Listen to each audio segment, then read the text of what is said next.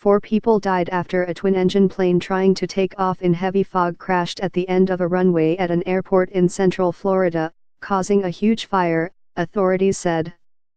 Polk County Sheriff Grady Judd said there were no survivors of the crash at Bartow Municipal Airport in Bartow, Florida.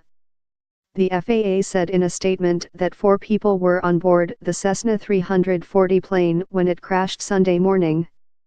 I have reviewed some footage, and clearly no one should have tried to take off from this airport at 7:15 this morning, Judd said during a press conference this morning. The airport was totally soaked in with fog. The identities of those on the plane will be released later, the sheriff said, adding that he personally knows at least one person on the plane. I have known him for years and years and years, he said. The NTSB is investigating the crash, and Judd said his officers were assisted in their response by the county fire department. We were assisted by Polk Fire Rescue, which put out the fire. We know upon impact that there was a huge fire, the sheriff said. Judd added, I am not a plane crash investigator, but from all indications the plane was in the air and came back to the ground. And no, there was no survivors, no chance of anyone surviving. As Polk County Fire and Rescue personnel headed to the crash site, they had trouble spotting the wreckage, according to radio transcriptions reviewed by ABC News. In one dispatch, a firefighter described the limited visibility. Engine 461, Battalion 4, were on scene now at the air base. It's really foggy, we're unable to see it from our location. I am going to try to make it out onto the airfield, the responder radioed. Another dispatch also discussed the foggy conditions.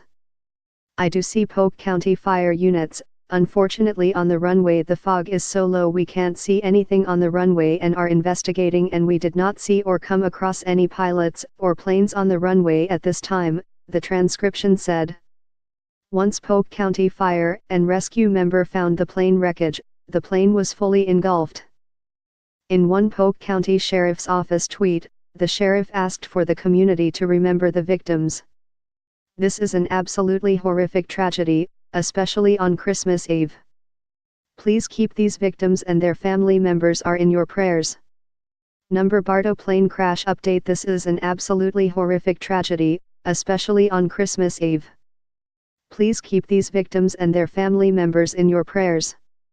Grady Judd, sheriffpic.twitter.com/dd2zutht5x.